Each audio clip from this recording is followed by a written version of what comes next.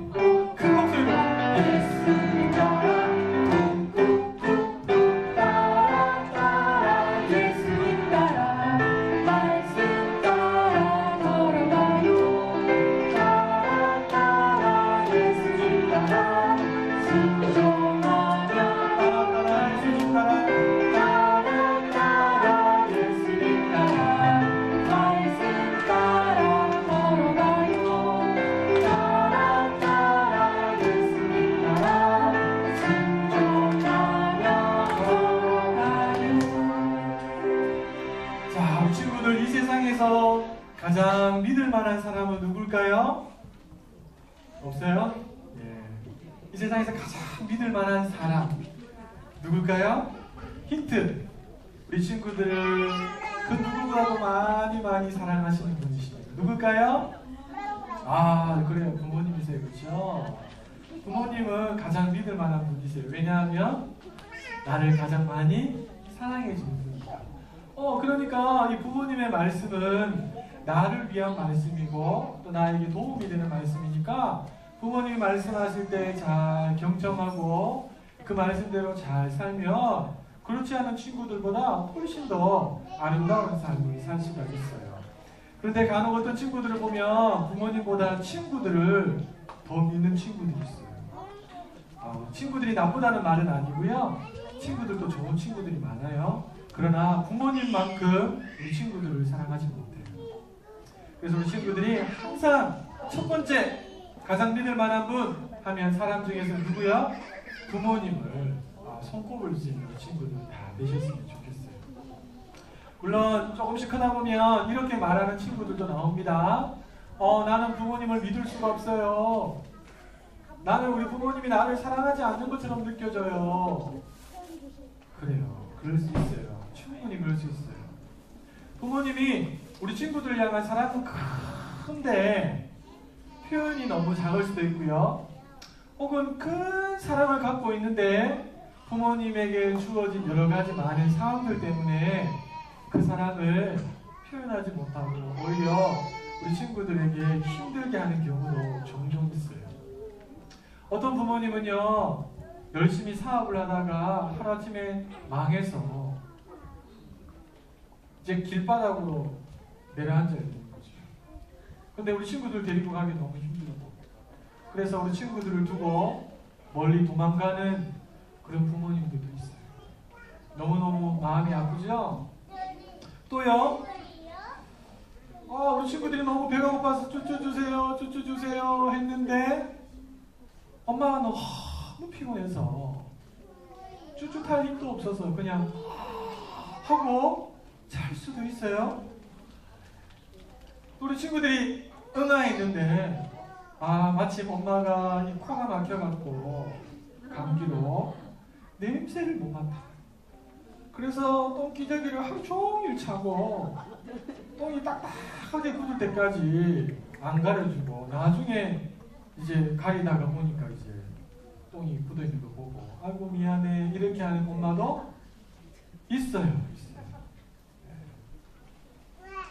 그렇다고 나 엄마 싫어, 엄마 못 믿겠어, 어떻게 나한테 이럴 수 있어, 이렇게 말하면 안 돼요. 보세요. 그래도 나를 가장 사랑하는 분이 누구라고요? 그래도 나를 가장 사랑하는 분이 다른 어떤 사람? 만약에 다른 사람이 그랬으면 더 심할걸요? 그래도 나를 사랑하기 때문에 그만큼이라도 해주시는 거죠. 그러니까 부모님에게 너무너무 감사해요. 자, 그런데요, 이 너무너무 좋으신 부모님들보다 더 믿을 만한 분이 한 분 계세요. 그분은 바로 우리가 믿고 있는 분이세요. 하나님은요, 우리 친구들, 엄마 아빠가 친구들을 사랑보다 더 큰 사랑으로 우리 친구들을 사랑하시는 거예요.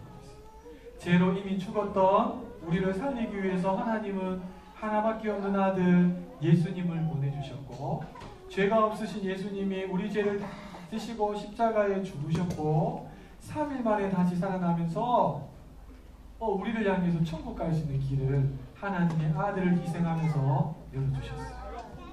그러니까 하나님의 사랑은 말로 다 표현 못해요. 그러니까 이렇게 나를 많이 사랑하니까 하나님이 나에게 나쁜 말씀 할까 안 할까? 안 해요. 하나님 우리 친구들이 정말 필요한 말씀, 정말 좋은 말씀, 우리 친구들이 잘 되기를 원하는 말씀을 성경에 많이 기록해 주셨어요. 그 말씀들 중에서도요, 진짜 중요한 말씀이 있어요. 목사님이 오늘 이걸 이야기하려고 하는데 이건 비밀인데 이야기할까 말까? 깎아 하나 주면 할게요.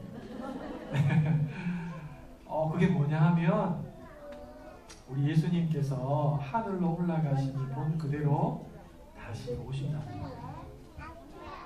예수님 다시 오세요. 하나님이 말씀하셨어요. 우리를 너무너무 사랑하신 하나님이 우리를 위해서 말씀하신 건데 예수님이 다시 오신다. 그래서 우리 친구들은 예수님이 다시 오신다는 사실 일찍부터 믿고 그날을 기대하면서 다시 오실 주님을 만날 준비를 잘 하면서 하면 그 어떤 사람들보다도 가장 복되고 하나님의 칭찬을 듣는 그 주인공이 될 거예요. 그런데요, 하나님 나 안 사랑하는 것 같아, 이런 어려움도 주시고 저런 어려움도 주시고 그러면서 나 하나님 말씀 안 믿을 거야, 이래서 예수님 다시 온다는 사실을 믿지 않고 그냥 살면 마지막 날 미안하지만 눈물을 흘리면서 고통 중에 주님 만날 수 있어요. 우리 친구들이 나를 가장 사랑하셔서 나를 위해서 말씀을 주신 하나님을 꼭 기억해서 일찍부터 다시 오시는 예수님을 마음에 꼭 새기고 오늘도 기대하고 내일도 기대하고 그러면서 잘 준비되어져서 영광 중에 기쁨 중에 예수님 다시 만나는 친구들 다 될 수 있기를 예수님의 이름으로 축복합니다. 예수님의 이름으로 축복합니다. 자, 부모님들과 함께 나눠보겠습니다. 자녀를 키우는 일은 많은 인내를 요구하는 일입니다. 첫째 아이가 딱 태어나서 이제 자다가 깨고 분유도 먹이고 기저귀도 갈아주고 그렇게 하루 이틀 한 달쯤 지나면 어떤 마음이 들어요? 와, 도대체 이게 언제 끝이 나지? 내가 이렇게 살라고 결혼했나? 왜 이렇게 힘들어? 환희도 동의해? 엄마도 그랬어. 그래요, 그런 마음이 들어요. 그렇게 이제 한 2년 키웠는데 갑자기 또 배가 불러와. 둘째가 생긴 거예요. 둘째도 또 똑같이 키우는 거죠. 그래서 이제 정말 백동준 목사님 교회에 의하면 쇠가빠 때르로 열심히 키워갖고 첫째는 8살, 둘째는 6살이 됐어.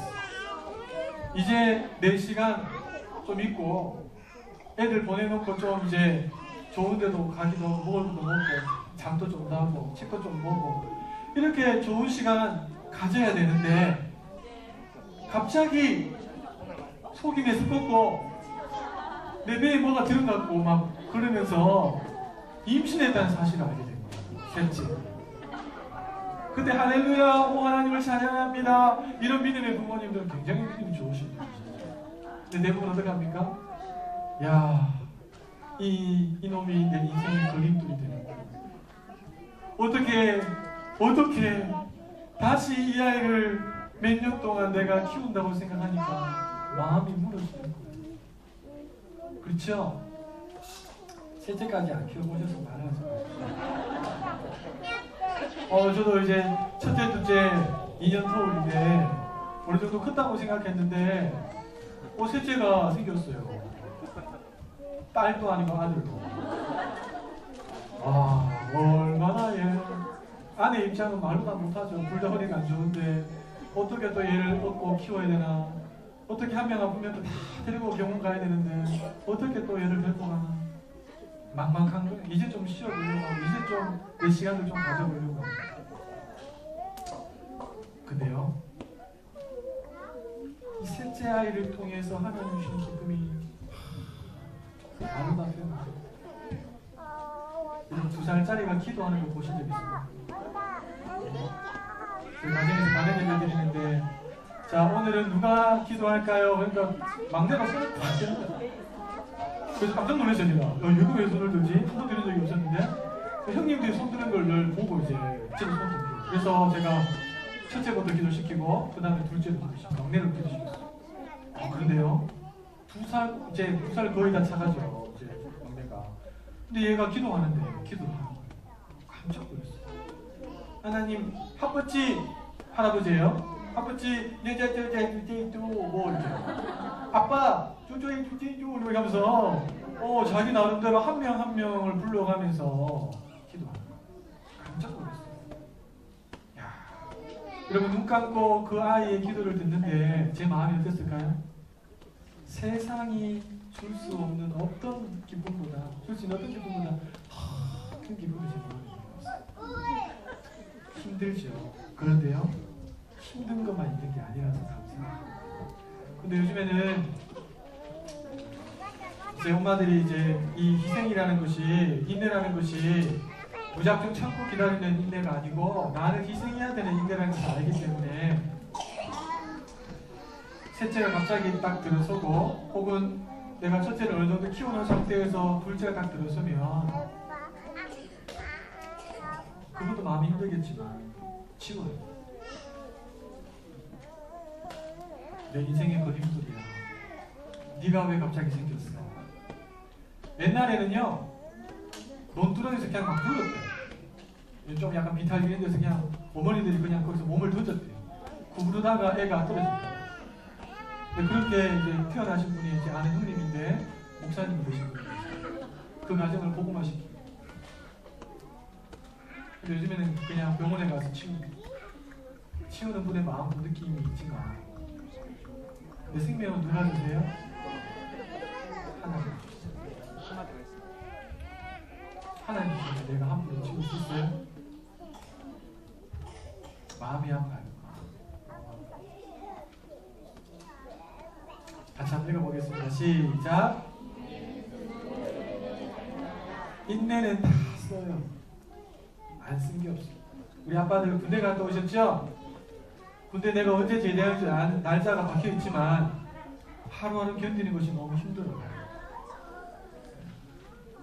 근데 제대할 때 그 기쁨은 말로 담을 수 없죠. 한번 더 읽어보겠습니다. 인내의 크기는 축복을 담는 크기다. 하나님이 왜 우리에게 인내라는 것을 가지게 하시는 줄 아세요? 그 크기만큼 우리가 복을 받을 수 있기 때문에. 그래서 하나님 최대한 우리 인내의 크기를 넓히세요.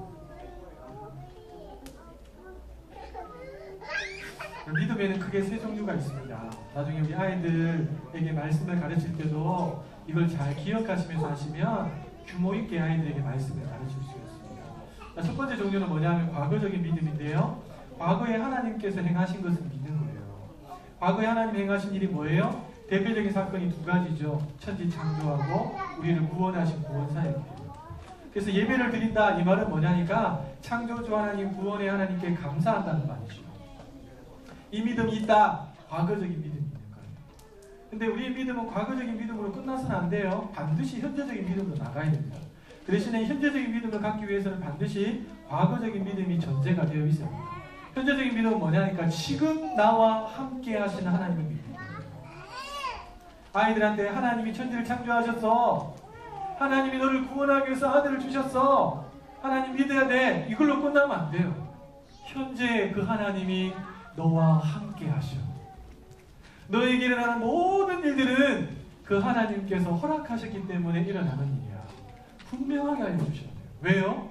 예수님이 임마누엘이잖아요. 성령님이 우리 안에 거하고 계시잖아요. 성령 삼고 우리 몸을. 그렇죠?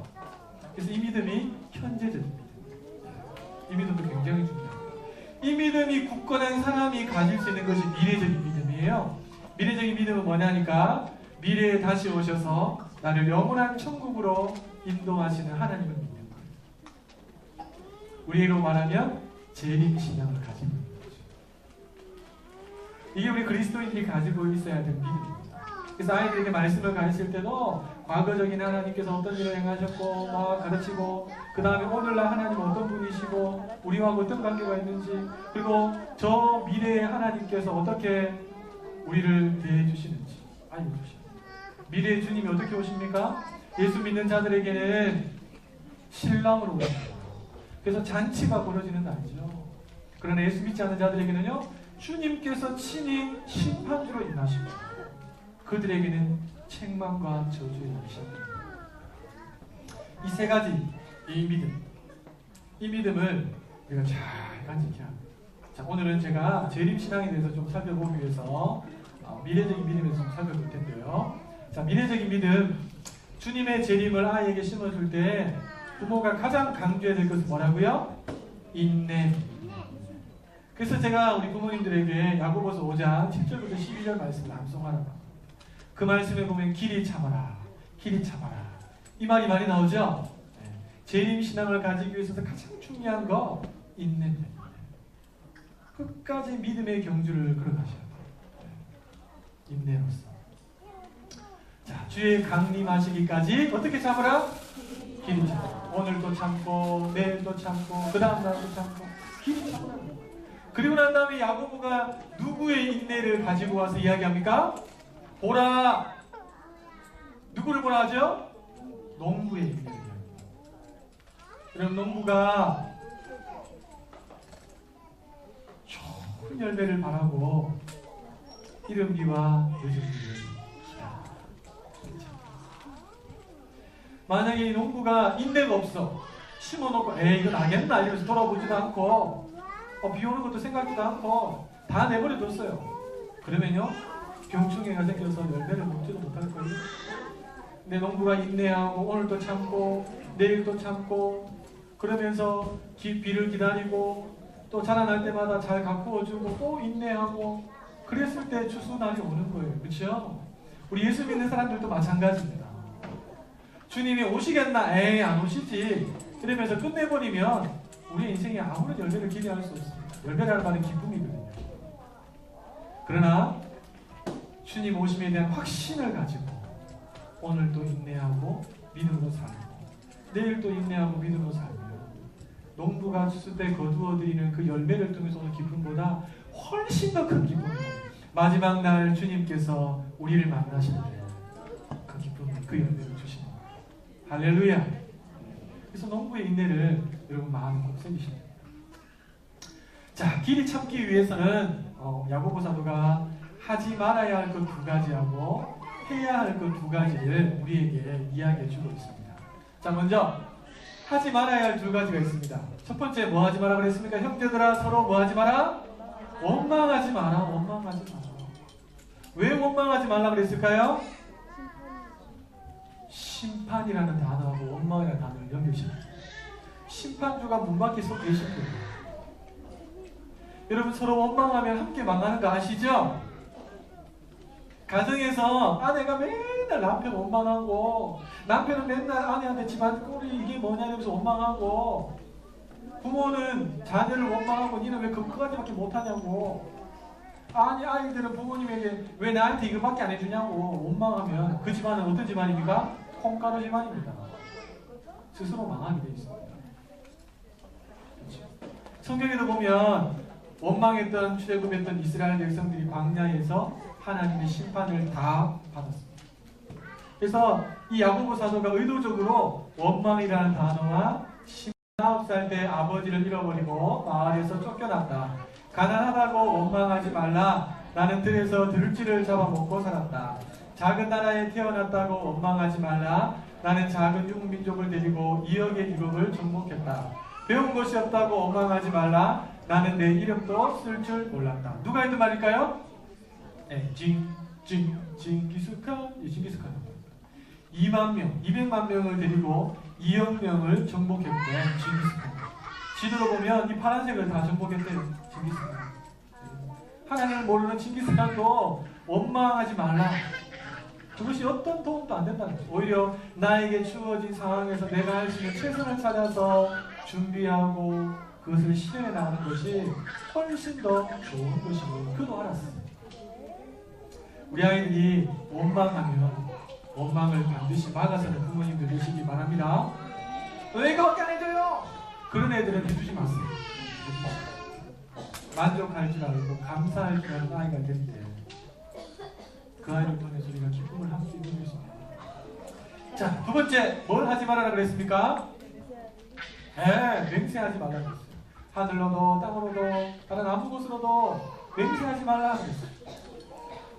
자, 쉬운 성경 한번 같이 읽어보겠습니다. 시작. 맞는 것은 그냥 맞다라고 말하고 아닌 것은 아니다라고 말하여 하나님의 심판을 피하시기를 바랍니다. 자, 여기 보세요. 아주 재밌습니다. 보세요. 원망이라는 단어하고 무슨 단어하고 연결시켰다 그랬어요? 심판하고 연결시켰어요. 그런데요, 맹세라는 단어하고도 또 심판하고 또 연결시켜놨어요. 그러니까 원망하거나 맹세하게 되면 심판이 기다리고 있다고 보시면 돼요. 함부로 맹세하는 거예요. 하나님의 이름을 걸고 함부로 맹세해서 안 돼요. 나는 확실하다고 생각하는데 그게 틀릴 수 있을까요? 없을까요? 있어요. 그랬을 때 오는 데미지는 엄청나죠. 내 인격적인 손해, 재산적인 손해, 시간적인 손해, 모든 부분에 있어서 손해볼 수 있어요. 그래서 조심하셔야 돼요. 맹세하시고 아이들에게도 분명하게 말씀하셔야 돼요. 맞는 것에서는 그냥 예라고 하고 틀린 것에서는 그냥 아니라고 그렇게 말할 수 있어요. 엄마, 내 맹세할 수 있어. 그런 말 함부로 하지 못합니다. 자, 그 다음에는요, 해야 할 것이 또 두 가지가 나옵니다. 뭘 해라 그랬습니까? 네? 마음을 굳게 하라 그랬습니다. 기를 참으려 마음을 굳게 하라. 이 마음을 굳게 하라는 말은 쉬운 성경에 보니까 희망을 버리지 말라 이렇게 보고 있어요. 여러분, 오늘날 시대가 얼마나 힘든 시대입니까? 그렇죠? 하루하루 살아가기가 벅차잖아요. 수밀까지 막. 그래서 성경은 우리 인생을 가리켜서 수고와 슬픔이 가득하다 이렇게 표현했어요. 내가 예기치 않은 어느 순간에 너무 견디기 힘들고 어려운 절망적인 상황이 나의 삶으로 쑥 들어올 수가 있습니다. 그때요, 마음을 굳게 하지 않으면 희망이 없으면 그냥 거기서 마음이 무너져 내립니다. 그러면 내 스스로 내 목숨을 끊을 수도 있고요, 정말 해서는 안 되는 행동을 할 수도 있습니다. 그래서 야고보 사도는 주님의 강림하시기까지 길이 참아야 되는데 그러기 위해서 우리가 희망의 끈 이것을 놓아서는 안 된다고 말합니다. 마음을 끝까지 굳게 흔들리지 않도록 잘 지키는 것이 무엇보다 필요하다고 우리에게 말해주고 있습니다. 자, 같이 한번 읽어보겠습니다. 시작. 주님이 다 회복시키신다. 무슨 말일까요? 우리가 살다가 힘들고 어려운 일 만날 때 우리가 희망의 끈을 잡고 있으면 우리 주님께서 다시 회복시키십니다. 살아도 회복이 안 돼. 그러면 우리 주님 다시 오시는 그날 다 회복시키십니다. 할렐루야. 그래서 우리 아이들에게 희망의 끈을 잡을 수 있도록 우리 부모님들이 늘 희망적인 말을 주십니다. 엄마, 오늘 시험 망쳤어. 네가 하는 게 다 그렇지 뭐. 여보, 오늘 직장에서 이런 일이 안 좋은 일이 있었어요. 뭐, 내 그럴 줄 알았어. 당신 뭐 하겠어. 이런 말 하면 끝나 안 할 거예요. 그렇죠? 아니야, 넌 잘할 수 있어. 걱정하지 마. 이렇게 희망적인 말을 주셔야죠. 그래서 아이들에게 이런 말을 자주 들려주십시오. 이 또한 지나가리라. 잘 될 일만 남았단다. 왜요? 하나님이 우리 아버지가 되시다. 자,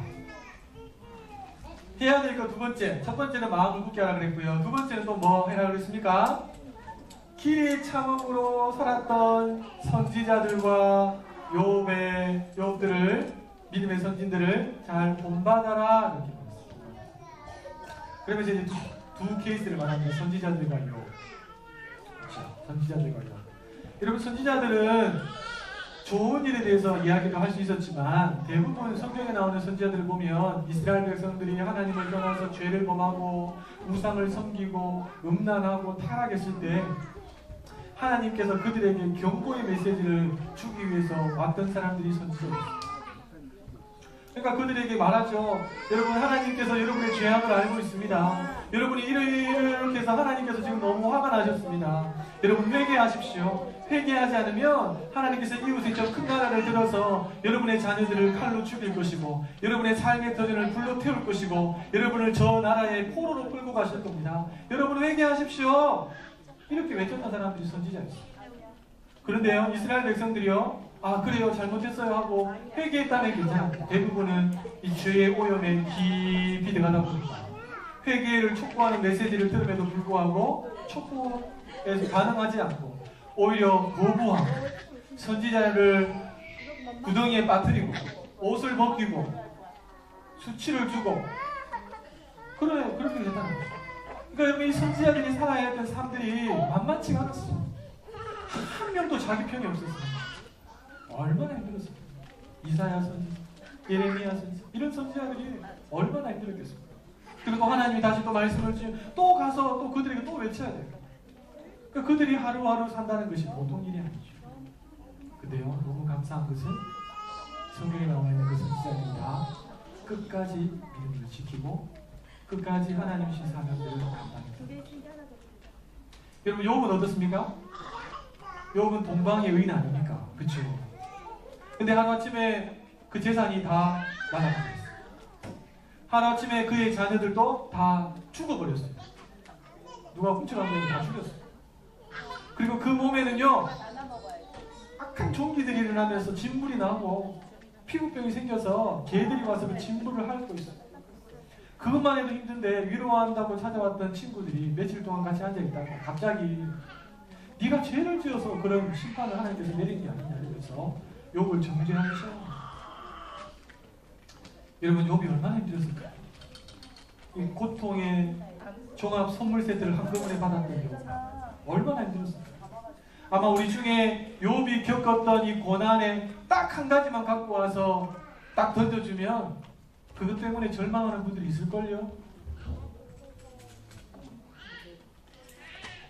여러분, 한 번도 가보지 않는 길을 처음 가는 사람은 힘들어요. 어디가 끝인지 모르고 어떻게 길이 나는지 모르고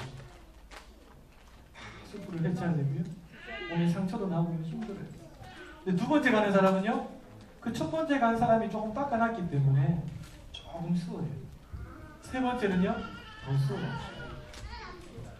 감사한 건 뭡니까? 우리에게 끝까지 인내하면서 믿음을 지켰던 믿음의 선진들입니다. 그래서 우리는 그들이 걸어갔던 길들을 성경을 통해서 보고 끝까지 인내하면서 걸어가는 거예요. 그러면요, 우리가 끝까지 인내하며 길을 걸어갈 때 우리의 자녀들이 우리를 보면서 그 길을 걷는데 훨씬 더 수월해집니다. 우리 엄마 아빠가 주일만 되면 교회를 가고 하나님을 믿는다고 했어요. 그런데 마지막 임종 순간에 보니까 하나님을 막 욕하고 너무 괴로워하면서 딱 죽었어요. 여러분, 그 자녀들이 그 모습을 보는데 어떤 마음이 들까요? 큰 충격이 아니겠습니까? 그런데 반대로요, 평상시에도 열심히 믿음 생활하셨는데 임종 순간에 자녀들을 불러놓고 얘들아, 천국이 있다. 엄마는 아빠는 이제 하나님이 보내시는 천사들의 손을 잡고 12진주문을 지나서 그 황금길을 거닐고 좌우에 12달마다 실과가 맺히는 그 속에 가면서 주님과 함께 천국에 가는 얘들아 너희들도 믿음 잘 지키고 천국에서 만나자 그러면서 웃으면서 죽었어. 끝까지 인내하고 믿음을 지킨 부모님 어느 자녀가 더 끝까지 인내할 수 있겠습니까? 대답할 필요가 없죠. 그래서 누군가가 우리에게 본이 되어준다. 너무 감사합니다. 우리 부모님들이 성경의 선진들 본을 잘 마음에 새기시고 그 본을 삼으시기를 소망합니다. 우리 아이들에게 끝까지 믿음의 경주를 인내하면서 달려가는 그런 좋은 또 본이 될 수 있기를 예수님의 이름으로 부탁드리겠습니다. 자, 우리 같이 한번 읽어보겠습니다. 시작! 주님 다시 오십니다. 언제 다시 오실지는 모릅니다. 그래서 우리는 길이 참아야 합니다. 다시 오시는 그날 주어질 큰 영광을 바라며 오늘도 내일도 참아야 합니다. 계속 읽어보겠습니다. 재림신앙으로 무장하는 부모가 됩시다. 그리고 아이들도 재림신앙으로 무장하도록 일찍부터 원망하거나 냉채하지 않도록 또 마음을 굳게 하고 믿음의 선진들을 본받도록 해줍시다. 내년이 종교개혁 500주년인데요. 종교개혁을 일으켰던 루터가 이런 유명한 말을 했죠. 어제 그리스도께서 죽으셨고 오늘 다시 살아나셨고 내일 다시 오실 것처럼 살라. 재림신앙으로 살라. 사랑하는 부모님들, 주님 다시 오신다는 이 확신에 대한 마음을 가지고 잘 준비하시고 기대하시고 영광 중에 주님 다 만나시는 부모님들 되시기를 소망합니다. 더 나아가서 너무너무 사랑스러운 내 자녀에게 이 재림신앙을 위해서 반드시 필요한 인내 그리고 해야 할 것, 하지 말아야 할 것들을 잘 가르치셔서 아이들과 함께 영광의 주님 기쁨으로 만날 수 있기를 예수님의 이름으로 축복합니다. 예수님의 이름으로 축복합니다.